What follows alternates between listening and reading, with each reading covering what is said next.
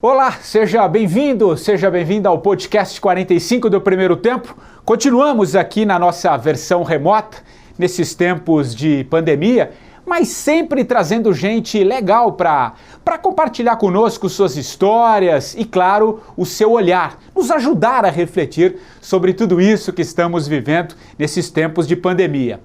O meu convidado de hoje é um cara incansável, não espera as coisas acontecerem, ele faz.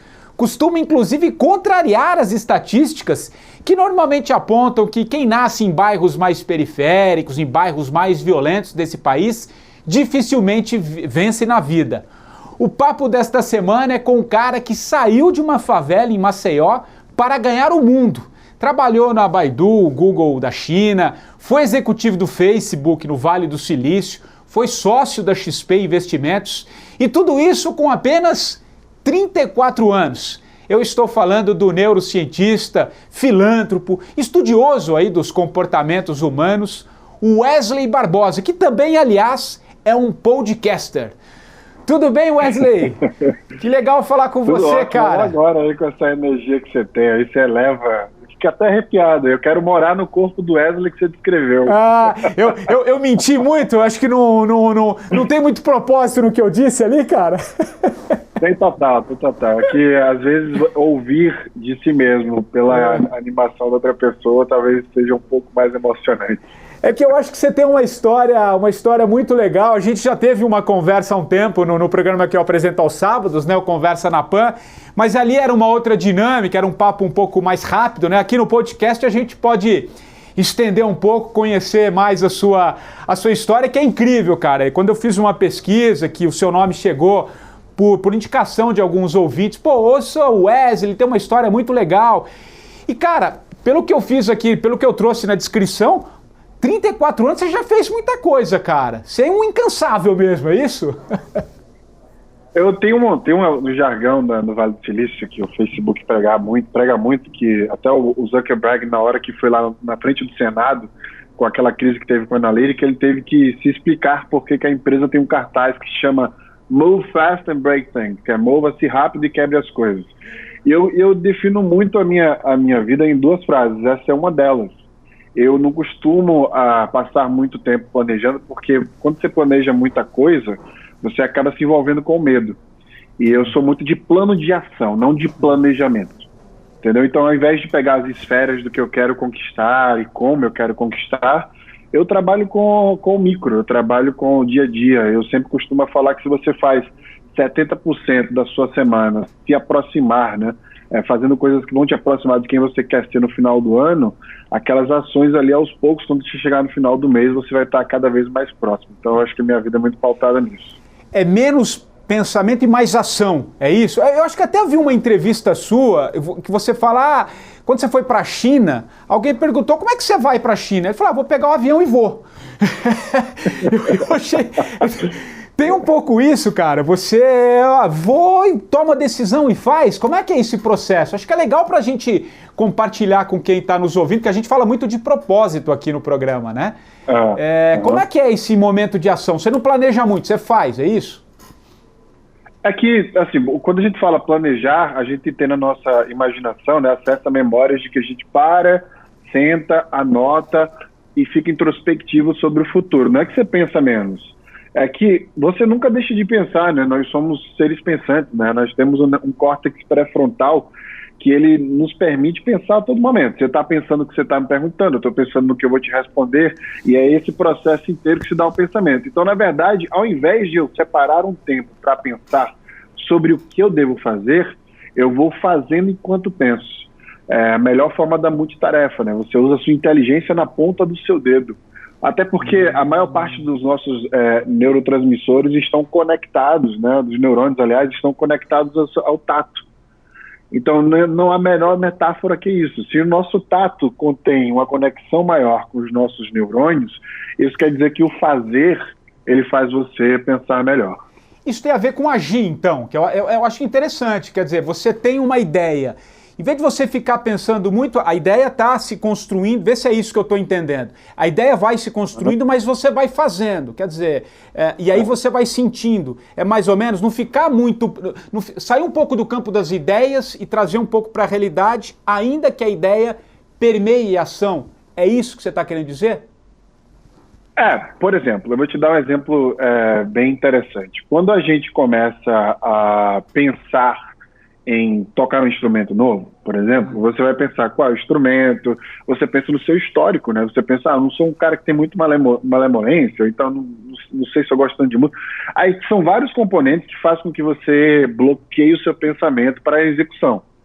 E aí você fica sempre postergando. Se você analisar o que é procrastinar é postergar o pensamento, não postergar a ação. Porque, na verdade, você fica pensando no pensar. E a ação, ela traz esse senso de urgência. Então, a neurociência nos mostra que quando a gente cria qualquer narrativa que tire da inércia para a urgência, a gente faz. Então, a minha provocação é que, por exemplo, hoje, quando você sair do estúdio, por exemplo, você comece a botar em prática várias coisas que você pensa em fazer já faz tempo. E mesmo que não seja da forma que você queira, porque perfeição nunca vai existir, né? E aí você vai aprendendo, essa aprendizagem cria um pensamento mais robusto. Então, eu acho que é um pouco isso. E eu acho que no meu processo, eu vivia muito no campo das ideias, viu, Wesley? Antes do meu processo, antes de escrever o livro, antes de dar uma mudada na minha vida, eu ficava muito no campo das ideias e agia muito pouco. Acho que quando você passa a agir, ainda que a ideia vai permeando, acho que faz muito sentido. E é legal ouvir de alguém que você é um estudioso também do comportamento humano, como eu disse aqui na abertura. Vamos falar um pouquinho desses comportamentos, antes de contar um pouquinho a sua história, que eu tenho certeza que muita gente quer saber também, mas eu vou aproveitar esse gancho aqui do nosso papo.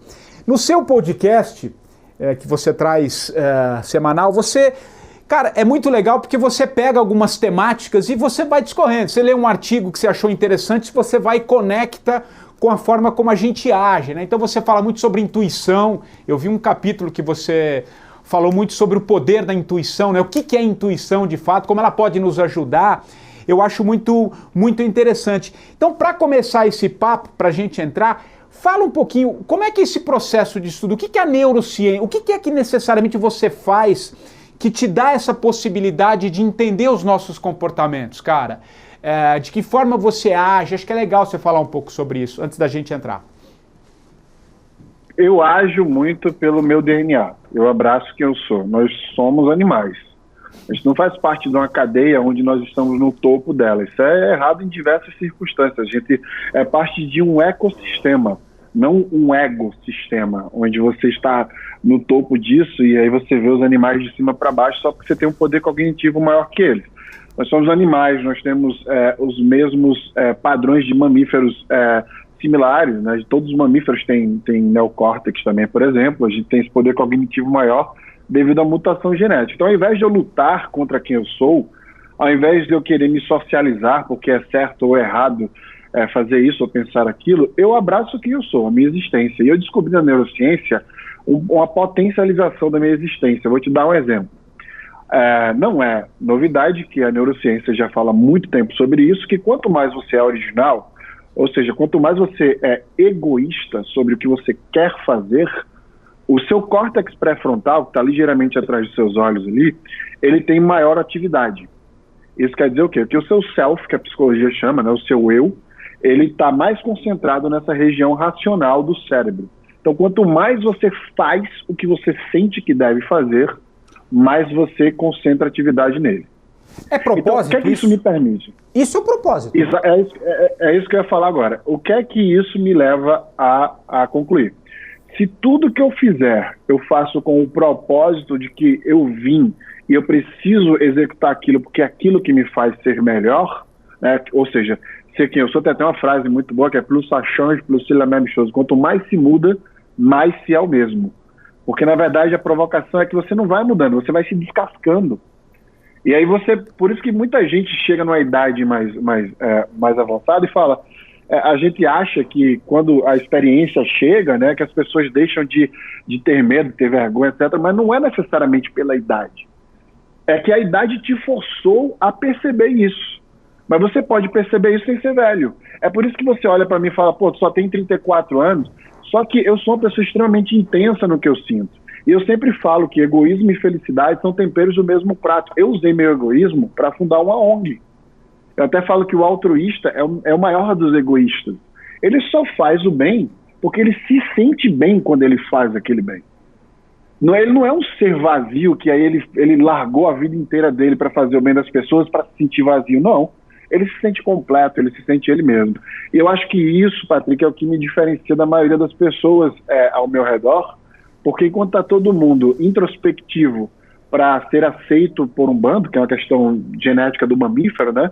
Ou para que você goste mais dela ou não, eu quero gostar mais de mim, porque eu já entendi que inteligência, poder cognitivo tem a ver com isso.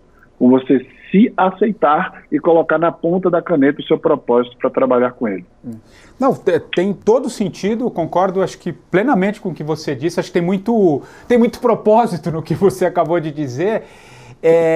E tem um poder, né, Wesley, quando a gente faz de fato aquilo que está ligado, talvez eu fale com outras palavras, mas tem muito a ver com o que você acabou de dizer, quando a gente faz aquilo que nos toca, que nos faz sentido, tem um poder gigantesco, né? O grande problema que eu vejo, e te ouvindo e passando um pouco pela minha história, para a gente trazer para quem está nos ouvindo e nos assistindo também, quando a gente não faz isso, não é egoísta, dessa maneira egoísta de fazer aquilo que está em você, traz muitos problemas, não, cara? Desgosto, tristeza, depressão, porque tem um pouco essa coisa do ser aceito, de alguma maneira, que você trouxe, né? Eu acho que acho que nisso que você acabou de trazer está um dos grandes pontos, dos grandes desafios da vida e de cada um de nós, cara. Talvez virar essa chavinha, talvez você virou ela muito antes, né? Porque tem gente que vai chegar com uma idade muito avançada, vai se arrepender de muitas coisas e aí traz uma série de questionamentos. É muito interessante isso que você trouxe, né? E traz mesmo problemas se a gente não acha esse elo, né? Que você fala sobre isso? Veja, quando eu falo egoísmo, é uma palavra muito forte. Mas dá para compreender esse egoísmo que você tá. Ficou claro. Eu não estou me referindo à ganância, né? De você querer tudo para si. E outra coisa importante, uma vez uma pessoa que eu dou mentoria, uma médica, me ligou e falou, a gente tem que deixar as pessoas livres para exercer as emoções delas e tal. Aí eu falei, então quer dizer que se alguém quiser fazer mal ao outro, você sugeriria que fizesse esse mal, mesmo que esse mal que essa pessoa está fazendo seja benéfico quimicamente para ela? Porque a gente sabe que a maldade traz prazeres químicos para algumas pessoas, né? A gente trata a sociopatia e doenças mentais por conta disso. E a resposta é não, né? Quando eu tenho uma frase que eu imponho um limite que é maravilhoso. Se for ofensivo, se você for machucar fisicamente alguém, é errado. Então não existe esse negócio de certo e errado, é flexível, cada um e na sociedade X ou Y, não. Errado é quando você ofende e machuca. Todo o resto é permissível. Então, na minha visão, Patrick, quando você utiliza esse ser que você tem, cheio de ideias, que eu tenho certeza que tem milhares de ideias na tua cabeça que tu não conseguiu implementar ainda, mas na hora que você enfrenta a si mesmo e fala, cara, é agora ou nunca. Quando a gente vai envelhecendo, né, a gente vai se aproximando da morte. E esse peso que a gente carrega sobre os ombros força com que a gente ou entre em depressão e frustração e vai caindo, ou então a gente fala, cara, ou é agora, ou não vai ser. E aí isso força a gente a agir com originalidade. Eu acho que, acima de tudo, o propósito é ser original. Se a gente pegar na ciência lá, qualquer artigo científico, né, que fale qual é o propósito da vida, são 2. Reprodução e sobrevivência. Só são 2. Então, tudo que vem depois disso é propósito, né? Então, se você coloca qualquer sentido além desses 2, você adiciona propósito. Por que uma empresa que está lucrando e só visa o lucro, por exemplo, não tem propósito? Porque ela está agindo com esses 2 mandamentos, sobrevivência, e está agindo também com a lei da reprodução. Ela quer crescer para sobreviver. Então, quando a gente parte do pressuposto que a gente tem uma cadeia de animais, mamíferos, que precisam do coletivo para sobreviver, e eu estou na posição empreendedora, por exemplo, de dar estrutura para que essa cadeia enriqueça, eu estipulei ali um propósito que é muito maior do que a lei da sobrevivência e da reprodução. Então, quando você fala, eu quero um mundo melhor, eu quero sair daqui, eu quero que essas ideias... Porque se eu perguntar, se eu fizer 3 perguntas para você dentro de uma ideia que você tenha, a gente vai sempre extrair um propósito de qualquer coisa que você queira fazer. Nem que seja a tua ideia seja montar uma startup para ganhar milhões, no final desse funil de 3 perguntinhas, vai estar lá. Porque, cara, eu queria que essa tecnologia fizesse com que as pessoas se relacionassem de maneira melhor de alguma forma. Sempre tem propósito. Então, eu acho que o que falta é a maioria dos seres humanos entenderem isso. Eu acho que eu entendi isso muito cedo e eu atribuo isso à minha mãe. Minha mãe é mulher negra, favelada, mãe de 3 filhos homens, criou a gente assim no meio de uma periferia, né, onde as pessoas eram assassinadas, usavam drogas, e nenhum dos 3, quer dizer, os 3 conseguiram sair vivos, com saúde, né, não nos envolvemos com droga, porque a nossa mãe deixou claro o propósito que existia no mundo, que era maior do que a bolha que a gente vivia. Ela sempre chegava em casa e ela mostrava pra gente, quando alguém morria, ela fazia algo que eu nunca entendi na época, mas depois eu passei a entender. Ela levava a gente para ver o corpo da pessoa que tinha sido assassinada e fazia uma pergunta: você quer ser essa pessoa? Só isso. Veja o grau de... É uma violência psicológica isso, obviamente. Mas veja o grau de introspecção que eu ganhei em ver uma cena e ser perguntado uma única pergunta. Entendeu? Ela é como se ela te levasse a uma realidade que, é o que você falou, talvez tenha... deve ter sido muito impactante, mas ao mesmo tempo foi transformador, né? Acho que te ouvindo, acho que tem muito propósito, né? No que ela te colocou, né? Do que ela te apresentou, né? Eu acho que a maioria... a gente volta a fazer um link com o início do podcast aqui, que é exatamente esse lance do pensamento para a ação. Enquanto a gente está educando nossos filhos muito com o poder do pensamento, falando que a sociedade é isso ou aquilo, ela simplesmente fez, ela mostrou uma reação, né, que o assassinato ali foi uma reação a tudo que aquela pessoa tinha feito, que o assassino fez, e ela falou: é esse universo que você quer? Ele está aqui te esperando, é isso que você quer? Ou você quer buscar outros universos? E aí, como eu não tinha acesso aos outros universos, eu despertei a curiosidade. Então, essa coisa de buscar o conhecimento por mim mesmo, de ler, estudar inglês sozinho e tal, veio muito dessa curiosidade, dessa descoberta. Inclusive, eu gravei um podcast falando sobre o poder cognitivo, né, como você amplia a sua inteligência, porque inteligência é o poder cognitivo, e eu falei sobre isso. O ser humano mais inteligente do mundo é o ser humano curioso. E dentro do curioso é o introspectivo. Porque a introspecção é pensar sobre o que você pensa. Olha que viagem. Imagine toda essa tua inteligência da carreira que você construiu até agora, usar ela inteira para se responder. Por que eu penso isso? E aí se dá a força e o privilégio de ter acesso a mecânicas da neurociência, né? De usar isso ao meu benefício. Você falou de curiosidade, e acho que muita gente que está nos ouvindo aqui, você já deu uma pincelada um pouquinho na sua história, mas aprofunda um pouquinho mais, Wesley. Você, eu disse aqui na abertura, você veio da periferia de Maceió, né? E, enfim, com mais 2 irmãos, é isso? Exato. Conta um pouquinho como é que foi, e cara, como é que você deu esse start, assim? Você contou rapidamente, mas como é que foi esse processo até, cara, você chegar no Vale do Silício? Também tem um pouco isso. A gente está conversando aqui pela história que você construiu, né? Você tem uma história riquíssima da infância, que foi transformadora, mas você chegou onde você chegou por méritos. Conta um pouquinho como é que foi esse processo, cara. Acho que é interessante. Eu confesso, assim, que antes de eu falar do processo, eu me sinto muito privilegiado, né?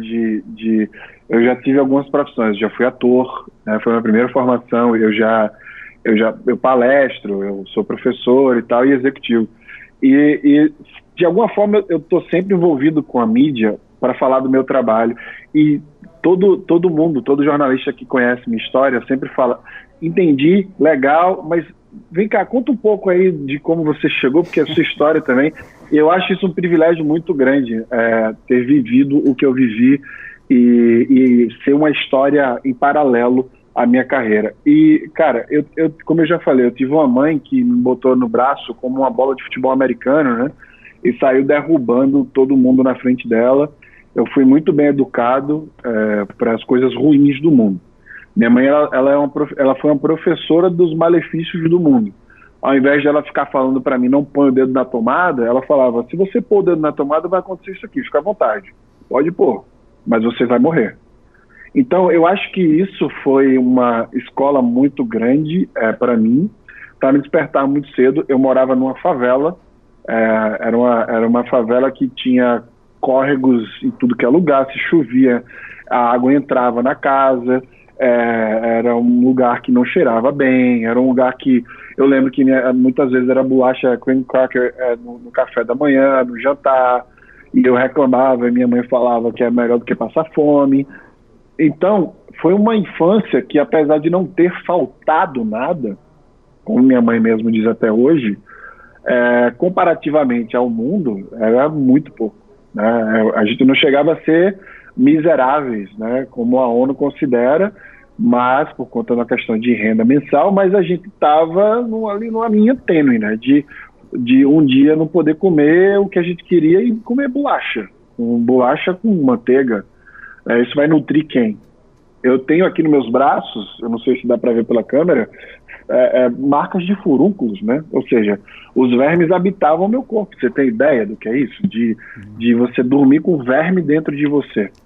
É uma coisa meio bizarra e parece distante, né, da realidade, num país onde menos de 5% da população vive com mais de R$5.000. Então, 95% ganha menos do que isso, que são 15 milhões de miseráveis, né? E essa minha infância foi muito pautada nessa dificuldade muito grande de estrutura, de acesso. E aí, cara, eu acho fantástico falar isso, porque quando eu tinha, acho que 12 anos por aí, eu tirei uma nota azul numa prova surpresa de matemática na escola que eu estudava, e a coordenadora chamou a minha mãe, e eu fui o único aluno que tirou nota azul. Eu sempre fui muito de estudar na hora, prestar atenção, e não estudar mais depois. Eu nunca fui a pessoa que estudava em casa, eu sempre prestava atenção na aula. E aí, chamando a minha mãe, a coordenadora falou uma coisa que eu nunca mais esqueci, que aquilo ali mudou minha percepção de vida, que foi, ela disse, ele é um diamante bruto. Ele é um fruto do meio, só que se ele for lapidado por outras pessoas que têm visões diferentes da dele, que possa guiá-lo, ele vai construir algo maior do que ele está supostamente fadado a construir. Eu estava fadado a ser um número, né? Imagina, Maceió, na época, a terceira cidade mais violenta do mundo, per capita, né? A ONU considera a epidemia 10 mortes a 100 mil habitantes. Alagoas, na época, tinha 70 mortes a 100 mil habitantes, 7 vezes a mais do que se considera catástrofe aí, né, pela ONU. E, cara, eu fui crescendo com a educação. A educação salvou a minha vida, eu fui estudando por conta própria, eu fui ensinando o que eu sabia. E aí os elogios, né, para você ver o poder do reconhecimento, né? Como a neurociência, de novo, volta ao estágio da parada. Reconhecer um ser do meio, um mamífero no meio, que você está fazendo a coisa certa, é colocá-lo ou mantê-lo no caminho certo. Se você acha que, se você julga que não precisa falar algo que parece ser óbvio, na verdade você pode estar afastando a pessoa do propósito dela. E aí eu fui muito reconhecido. Porque eu sempre era a pessoa que estava carregando conhecimento, eu sempre era a pessoa que levantava a mão para responder alguma coisa, e ninguém entendia, porque à medida que eu era um bagunceiro, né, que fazia um monte de traquinagem, que era aquele cara que... Porque a gente tem essa necessidade de aparecer, né? É mamífero isso, de ser o cara legal da turma. Eu também era o cara que estudava, né, que dava resultado. E eu acho que com 14 anos foi que as coisas começaram a se encaixar na minha vida em relação à educação mesmo. Foi um processo muito claro para mim isso. E aí, cara, vamos pular um pouquinho. Como é que foi? Aí você falou que você foi ator, né? Depois você... Agora, você foi parar na China. Você morou um tempo na China, depois o Vale do Silício. Como é que foi esse processo de de ganhar o mundo, cara? Como é que foi? Foi na faculdade, né? A galera me chamava de trainee. É o nosso trainee, é o nosso trainee. Eu não sabia nem o que era trainee. Eu fui ler o que era trainee e vi que era um cara que era muito jovem, saía da faculdade, entrava numa empresa e falando inglês fluente, pelo que eu tinha entendido, entrava e depois de 2 anos virava executivo da empresa. E aí eu juntei uma grana, eu peguei as páginas amarelas lá, né? Aquele cadernão. E aí eu já programava sites e fazia artes no Photoshop, etc. E eu fui lá no comércio, marquei as empresas nas páginas amarelas, bati na porta dela, falava com os donos e criava os sites e banners e marcas deles, por R$500 um pacotão. Juntei grana e fui morar na Europa, na verdade, primeiro. E eu nunca mais voltei no Brasil para fixar, né, minha vida aqui. Eu tinha 21, eu acho, por aí. E aí eu fui morar na Europa, voltei para o Brasil com 22 anos e meio, 23. Não consegui ser trainee, passei mais 3 meses tentando, passei em 12 processos, fiz a entrevista final de alguns, não conseguia, e aí foi quando eu decidi ir para a China. E, Patrick, é engraçado porque eu ajo muito com intuição. Você falou do podcast que eu gravei, né? Eu ajo muito com a intuição. Aliás, esse é um ponto que eu quero que você fale, que eu ouvi esse seu capítulo, porque eu sou um apaixonado, entre outras coisas. Não sei se é uma temática que para mim está muito vivo hoje. Aliás, eu quero que você me mande porque lá no podcast você fala assim, quem quiser tem um artigo que para mim é o melhor que fala sobre intuição, depois eu quero que você me mande. Mas conclua, por favor, desculpa te interromper aqui, vai lá. Fala da intuição. Cara, você sempre agiu pela intuição, né, que você estava falando.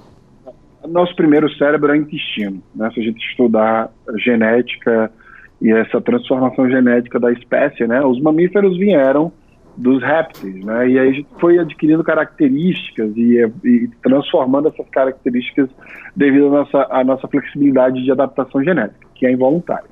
E aí a intuição, ela é uma comunicação de memórias. Veja só que interessante, o fato de ter uma frase em inglês, né, que é seguir os seus guts, né, que são suas tripas, e é isso mesmo, mas literalmente, cara, porque a gente fica doente, a gente sente uma dor, a gente sente necessidade de ir ao banheiro quando tem aquele nervosismo. Por isso, o intestino é o nosso primeiro cérebro. Existe um livro vários livros que falam sobre as psicobactérias, que são as bactérias que interferem no nosso pensamento, veja só. E a ciência está sugerindo hoje que o Alzheimer e Parkinson, que são doenças neurológicas, nascem de psicobactérias. E aí, o que é a intuição? A intuição é a conexão, né, dos nossos cérebros, né, sistema parasimpático e simpático, intestino, e o nosso cérebro que a gente conhece aí mais tradicionalmente, onde ele navega e conecta memórias com os caminhos que já foram criados por decisões similares que já tomamos na vida. Então, quando você sente um déjà vu, ou quando você vê que, cara, certamente de olho fechado eu faria isso, mas eu tenho medo, cara, ali é a intuição. Ali o teu cérebro está falando, eu dei uma navegada no meu subconsciente e através de memórias que sejam de livros, artigos, pessoas e coisas que eu vivi, mas que não estão tão vívidas, eu cheguei a esta conclusão. É como se você tivesse um robô dentro de si tomando decisões para você com relatório falando, olha aqui para onde você deve ir.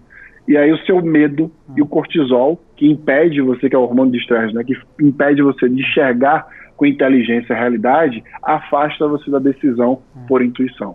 E você sempre ouviu muito a intuição, é isso que você estava concluindo, né? Foi aí que você, pela tua intuição, aí você foi para... Conclua. Eu li uma revista da Exame, que era uma capa com dragão, e a China era o ano do presente, uma coisa assim, na China, o país do presente, aliás, alguma coisa do tipo. E aí eu li a revista e naquela hora eu senti meu corpo inteiro falando, cara, você vai fazer o que com essa informação? Né? Você queria ser trainee, foi para a Europa para poder ter esse carimbo de morar no exterior para ser trainee. Você quer se posicionar de uma forma diferente do que você está hoje, você precisa desse carimbo. Quem é que você conhece hoje, em 2020, que morou na China? Pouquíssimas pessoas, né, que trabalhou. Quando eu falo, as pessoas falam, como assim você morou na China? Eu morei 4 anos na China, né? Eu peguei um avião, simplesmente foi o que eu fiz, Patrick. Eu peguei e juntei R$10 mil em sites e consultorias que eu dei, fazia super barato. Peguei um avião, acho que 2 meses depois disso aí, mais ou menos, Fui morar em Pequim com um estágio que me pagava R$ 500, que era super abaixo do que eu poderia conseguir no Brasil, por exemplo, né, em termos de experiência. Mas, cara, foi o suficiente para ganhar meu visto. E aí eu acabei morando 4 anos lá na China. Trabalhei em empresas de jogos sociais, como a Alex Tech, né, que lançou o Colheita Feliz, aquela fazendinha do Orkut de roubar alimentos aqui no Brasil. Teve o Baidu também. Foi quando eu voltei para o Brasil, né, em 2012, mais ou menos, por aí. Que legal. Ô Wesley, vamos avançar um pouquinho agora para os nossos tempos aqui, né? Por esse momento que a gente está atravessando, enfim, você queria primeiro um olhar seu sobre tudo isso, e até mesmo explorando um pouquinho esse seu conhecimento, né, dos comportamentos humanos. O que você acha que esse momento nos ensina? Você acha que a gente tem algo diferente aí em função... Claro, existe um problema, né, as mortes acontecendo, enfim, a gente está tentando achatar essa curva, existe um outro problema, mas eu queria avançar um pouquinho com você a partir desse momento, cara. O que você acha que vem pela frente? Os sistemas de trabalho vão mudar, as nossas relações humanas vão mudar. O que você está achando disso tudo que está acontecendo? Vamos lá. Eu te falei antes que eu tento ser o meio entre o positivo e o negativo, né? Eu sou realista. E a gente não pode pensar muito em coisas ruins para não entrar em depressão, nem muito boa para não ficar no mundo da fantasia. A humanidade, ela não vai mudar em absolutamente nada depois da pandemia. Nada, como assim? Zero. Mas como assim? Nada? Nada? Não é possível, Wesley. Nada. É só olhar para a história. O Império Romano foi quase dizimado por uma praga. A gente teve a peste bubônica, né? A gente teve diversas outras pragas. A gente teve a Spanish Flu, né? A gripe espanhola. E o que é que acontece, Patrick? Nós somos seres que tentam sobreviver, né? Eu te falei que o objetivo aí da vida, da espécie, né, é sobreviver sem reprodução.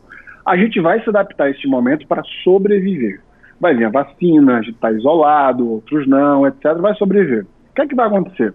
E vai passar esse período, a gente vai criar memes, a gente vai criar momentos para lembrar deste período, só que este período ele não vai ficar como uma característica nossa de personalidade, porque é um fator histórico isolado, que traz para quem viveu nele uma certa peculiaridade dentro dele. Então, na minha visão, pegando a história e a ciência em paralelo e juntas, eu cheguei à conclusão de que durante e ligeiramente depois da pandemia, a gente vai continuar com esse lance de prosperidade, com esse lance de sociedade, criando ONGs, doando dinheiro, etc. No momento que a pandemia termina, e ela não vai terminar de um dia para a noite, não, a gente não vai acordar e vai falar fim da pandemia, a gente vai acordar e vai, olha só, já estou saindo mais que antes, já não estão usando tanto máscara, a gente vai aos poucos vivenciando isso. E, cara, a gente falou sobre consumo, existe uma diferença entre consumo e mercado. Enquanto você respira, você está consumindo oxigênio, enquanto eu falo, eu estou consumindo oxigênio, você consome comida, e mercado é quando você paga para ter. Se você paga para ter algo, você está fazendo mercado. Então, houve um shift na economia, onde as pessoas estão consumindo coisas, itens de casa. Né? Os lugares de trabalho estão mais bonitos, tem mais plantas em casa, os copos estão quebrando mais, você substitui. Então, pedir comida é mais caro do que fazer. Então, esses itens estão dando um shift. É óbvio que com a recessão econômica, a gente vai ter um desbalanço aí na recessão, mas na hora que voltar a recessão, né, que a gente tiver, aliás, pós-recessão, a gente vai voltar a consumir do mesmo jeito. Sabe o que que foi criado agora? Não foi criado agora, mas explodiu? O stream shopping, que é o shop streaming, né, que é quando você faz venda durante uma live. Para você criar um produto desse, Patrick, isso são indicadores de dados que mostram que as pessoas estão consumindo através do digital muito mais do que antes. Então, olha o que vai, não é mudar, olha o que vai se transformar, porque eu acho que mudança é uma coisa muito forte. O que vai se transformar é a forma que você consome. E isso não quer dizer que é um consumo, quando as pessoas falam que o consumo vai ficar mais consciente, não vai. Porque o consumo, ele se dá, como eu já falei, né, consumo e mercado são coisas diferentes. O consumo, ele é natural, Patrick. Na hora, lembra que eu te falei que ia te dar exemplo? Eu vou te dar exemplo agora. Me diz aí 3 coisas que tu comprou que foi com consciência de pandemia. Que você olhou e falou, cara, sabe de uma coisa? não vou consumir mais isso, porque, veja só, eu mudei minha mente. Provavelmente você não tenha, e quem tem é a minoria, até porque quem sustenta a economia do país pelo consumo, e são os dados, é a classe média. E a classe média, ela não é uma classe necessariamente que tem tempo de ser introspectiva, por exemplo. Porque a introspecção é um privilégio de quem tem dinheiro. Se a gente começar a destrinchar a classe, aquele que tem tempo para pensar no que ele pensa, é um cara que não tem tantos problemas assim, né? Ou então uma pessoa que passou por um processo diferente das outras, que é diferenciado no pensamento. A gente está tão ocupado no dia a dia tentando pagar as contas, né, a maioria das pessoas, que a gente não tem o privilégio de pensar nisso. Mas então você... não tem consciência. Não, tem lógica no que você está dizendo, eu acho que é muito legal e é extremamente provocativo, vai até na contramão um pouquinho de muitos que eu ouvi aqui, e eu acho interessante. Mas o que eu não sei se a gente vai estar falando a mesma coisa, mas eu acho assim, esse momento de tantas transformações em que, por exemplo, a morte sempre existiu, cara, né? A gente que não via, um pouco isso que você acabou de dizer, a gente vive correndo atrás e trabalha, chega em casa, acorda no outro dia, leva o filho na escola, a gente está sempre correndo, a gente nunca para ver. Um momento como esse foi pela primeira vez, pelo menos que eu me recordo na história contemporânea, que a morte bateu ali na porta. Para todo mundo, você ligava uma televisão, número de mortos, você começava a ver as pessoas, perdeu o fulano, perdeu o pai, perdi um amigo e tal. Então isso, quando a gente se depara com a morte, né, efetivamente, algo precisa mudar. É um pouco esse tipo de relação que eu acho que esse momento vai nos fazer refletir. Eu não sei, agora, a decisão é de cada um. Né? O que eu penso, o que você pensa é de cada um. Eu não acredito em grandes mudanças coletivas. Né? Isso eu concordo com você. A decisão é de cada um. Mas eu acho que esse momento, ele é um momento meio impactante e transformador nesse sentido. Pelo menos é o que eu acho. Não que eu seja otimista ou não. Porque eu gostei do que você disse. Eu acho que de repente, quando daqui a pouco voltar, as coisas vão seguir um curso natural. Mas é nesse sentido que eu quis te provocar também. Eu queria que você falasse um pouquinho sobre isso, Wesley, para a gente caminhar aqui. Acho que agora eu vou te falar o que eu gostaria de ver. Eu gostaria de primeiro estar errado nesta realidade que eu estou traçando. O que é que eu queria ver, Patrick? Que aí vai ter coisas legais. Eu vou falar de mim mesmo, por exemplo. Primeiro, antes de falar isso, tem a famosa frase, né, que brasileiro tem memória curta, e eu quero usar aqui a política, por exemplo, e toda a história do Brasil como exemplo para a gente entender que coisas impactantes aconteceram e a gente não muda, a gente volta sempre nos mesmos e assim. E aí, voltando para esse ponto, Patrick, eu acho que alguns líderes, eles vão se sensibilizar, sim. Mas eu não considero isso mudança, porque, como eu penso pela cabeça da ciência, a ciência fala que mudança é 50 mais 1. Se 51% está fazendo, mudou. Se é uma minoria, 49 para baixo, não posso chamar de mudança. Então, o que é que eu acho que vai acontecer para uma pequena minoria que pode causar impacto, sim, em pequenas bolhas? O líder do Brasil, ele está sensível, né? Ele foi obrigado a se sensibilizar. Ele foi obrigado a deixar as pessoas com as famílias delas em casa, ele mesmo passar mais tempo em casa.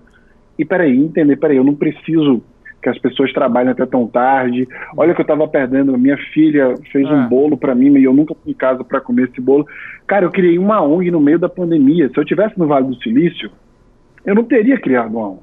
Se não existisse pandemia, eu não teria nem pensado em criar uma ONG. Ou seja, eu fui extremamente reativo, eu fui forçado a ser humano. Você sacou? Então, quando você fala que a morte bateu na porta, ela está forçando a gente, né? Eu até fiz essa analogia no meu post uma vez, que o vírus é o único ser não vivo que a gente tem de acordo com vários cientistas. Ou seja, é um ser acelular, não tem célula. É o único. É o único que não tem célula, a gente não considera ser vivo por isso. E ele forçou os seres que mais querem viver, se a gente pega uma escala filogenética, né, de complexidade genética, a gente está na ponta aqui como o ser mais complexo geneticamente, né? E o melhor transformado ali. Então, se a gente pega, é o ser que mais quer sobreviver, porque é o único que tem consciência de sobrevivência. Tem consciência do que é morte e vida, né? Os outros animais não. E aí foi um vírus sem célula que bateu na porta e falou: você está perdendo isso aqui. E aí o que é que eu acho? Que numa sociedade onde muitos não usam máscaras, né, muitos não se isolam, muitos não se preocupam com a morte alheia, alguns poucos que estão acima, no cargo de privilégio, e eu me considero uma dessas pessoas, a gente tem a responsabilidade agora de impor a mudança. Legal. Você acha que as empresas, as empresas vão olhar para tudo isso? Você acha que vem novas formas? A gente já tem, o home office acho que já veio para ficar, acho que ninguém tem mais dúvida disso. Eu quero o pós-home office, né? O que você acha que, como é que vão se dar essas relações de trabalho? O que você está achando, Wesley? Eu vou falar com um pouco mais agora de positividade, né? Que eu acredito que, eu vejo, Patrick, eu acho que o home office ele veio mais para alertar as pessoas que existiam outras formas de gestão, que é o work smart, not hard, né? O trabalho com sapiência e não com esforço. E o que isso vai trazer, Patrick? Vai trazer a era da gestão por resultados. O que é gestão por resultados? Eu quero lá saber se você está no Havaí, contanto que você entregue o que é esperado de você, a gente vai ter esse acordo ainda trabalhista. Então, eu acredito que no final do funil, a gente entrou numa era pós-revolução industrial. Eu estou chamando esta era de revolução intelectual, onde a gente respeita o código genético de quem a gente contrata e deixa ele ser gerido por resultado. Então você vai ter um trabalho, você é um cara que cria conteúdos, muitos conteúdos densos. Então você tem um trabalho de onde você estiver no mundo, criar este conteúdo como você está criando aqui agora. Você não precisa estar na cidade de São Paulo, no Rio de Janeiro, onde quer que seja. E eu acredito que esse vai ser um dos maiores legados. Eu não chamo isso de mudança, Patrick, porque mudança para mim é um ecossistema inteiro que dá uma mudada, uma girada. Mas é uma herança positiva do comportamento das relações humanas. Eu tenho um projeto, inclusive, que tem alguns funcionários nele, né, um projeto de cursos de neurociências online, e aí cada um está no lugar do mundo. Um está na França, um está em Recife, 2 está em Maceió, né, eu estou em São Paulo, e aí é gerido por resultado. A gente se encontra 2 vezes por semana só, na segunda a gente planeja o que vai entregar na semana, na sexta a gente fala o que a gente entregou. Então eu acho que isso vai se estender, e isso vai possibilitar que o que importa na vida vai prevalecer, que é você estar perto de quem você ama. É só isso que importa. Não adianta você falar que, numa discussão, para finalizar o raciocínio, que você trabalha e passa tempo no trabalho para sustentar a sua família. Família, a gente sabe que se sustenta de comida, né, que dinheiro é importante para a estrutura, mas muito além disso é o reconhecimento do amor. Desse ponto de vista, acho que isso que está acontecendo é muito legal, né? Acho que a gente tem pouco essa oportunidade, enfim.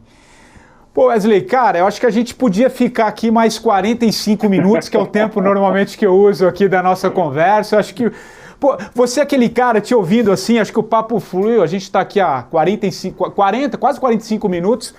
Você é aquele cara que dá vontade de sentar num bar, tomar uma cerveja e trocar uma ideia, porque você tem muita história, apesar, como eu disse, da pouca idade. A gente pode pensar mais pra frente, fazer um outro bate-papo com você, cara. Muito, muito legal. A gente está caminhando aqui, infelizmente, pro final da nossa conversa. É uma marca aqui do podcast que o convidado da semana indique um livro, né? Um livro que você acha que é legal compartilhar com quem está nos ouvindo e assistindo. E depois, na sequência, você já emenda uma música pra gente encerrar. Eu sei que você também gosta de tirar um som, né? Eu te acompanho aí enfim, vai lá. O livro eu queria indicar, o livro do Charles Darwin, né? Não poderia deixar de indicar, é A Origem das Espécies, o livro. Por que eu quero indicar isso, Patrick? Porque quando eu descobri que o maior medo da humanidade é falar em público, eu fui descobrir o porquê, e é porque nós somos essa espécie de Homo sapiens que, como um bom mamífero, liga para o julgamento do outro.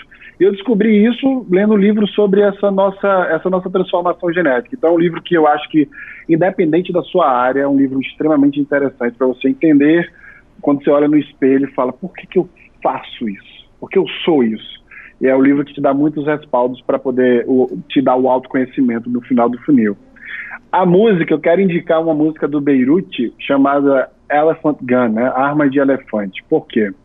É uma música que, no início da música, eu toco ela no ukulele, né? Que é um instrumento muito bonito, é o instrumento favorito da minha filha, a Sofia. E eu queria indicar essa música porque no início da música ele fala, se eu fosse jovem, eu fugiria dessa cidade. E eu enterraria meus sonhos embaixo da terra. é uma provocação, Patrick, para todo mundo que tem qualquer idade que seja, porque jovialidade independe de quantos anos você tem. Perfeito. A neurociência traz a neogênese e a neuroplasticidade para nos ensinar isso pela ciência. E não importa a idade que você tem, você sempre pode aprender, porque a neuroplasticidade te permite. Então, eu queria deixar esse recado de que não leve seus sonhos e seus propósitos para o cemitério, né? Você pode utilizar esse momento aqui para poder começar alguma coisa. E para encerrar, eu queria doar para quem está nos vendo e ouvindo o que a ciência me trouxe de mais importante. Oxitocina, endorfina, serotonina e endorfina. Esses 4 neurotransmissores, Patrick, é o que a gente chama de felicidade. Quando você secreta endorfina, você está fazendo exercício físico, então você secreta endorfina. Quando você toma um café, quando você come uma comida que você adora, você secreta dopamina. Serotonina é quando você compartilha alguma coisa que você sabe, quando você faz um post ensinando alguma coisa a alguém. Oxitocina é o hormônio do amor. É aquele que faz você secretar quando você abraça alguém que você ama, quando você liga para alguém da sua família. O que eu quero dizer com isso é a gente pode ser feliz agora, não é uma fórmula filosófica, é uma fórmula científica. Felicidade é um composto químico e é o que eu desejo para todo mundo que está nos vendo e ouvindo agora. E é o agora, né? Eu gosto muito daquela frase de um certo Beatle, né? Que a vida é aquilo que acontece enquanto fazemos planos, né? A vida é isso aqui, exato. Ó. É isso aqui. John Lennon. John Lennon, exato. Eu acho que isso é muito sentido. Gostei dessa frase, não leve os seus sonhos para o cemitério. Semana passada eu ouvi aqui o poeta e letrista, o Alan Dias Castro, e ele falou assim, não deixe os seus sonhos também nas suas gavetas. Acho que, de alguma forma, vocês estão falando a mesma coisa. E acho que tem muito a ver com o princípio e com o sentido desse programa, desse podcast, que é o 45 do Primeiro Tempo, que as pessoas possam realizar seus sonhos. Wesley Barbosa, que legal o papo com você, cara. Vamos ver se a gente marca a qualquer hora, quando tudo isso passar, a gente faz um papo ao vivo, cara. Valeu. Será um prazer. Um abraço, Patrick. Obrigado. Até logo. E o 45 do Primeiro Tempo volta na próxima semana e você já sabe, se você quiser sugerir algum nome, vai lá no meu Instagram, é o patricksantos.oficial, deixa lá a sua sugestão. Nós voltamos na próxima semana, um abraço e até lá.